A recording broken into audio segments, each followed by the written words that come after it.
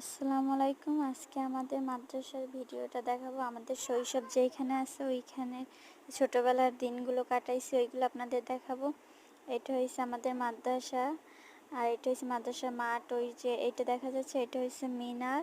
এই মিনারের আর কি এখানে ঈদের সময় নামাজ পড়া হয় আমাদের।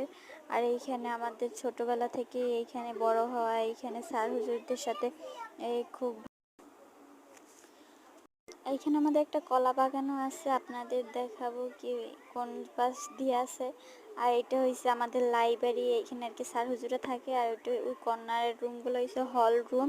ওইখানে আর কি কোনো অনুষ্ঠান হলে সবাই একসাথে বসে আর কি এখানে আর কি সমালোচনা করা হয় আর কি।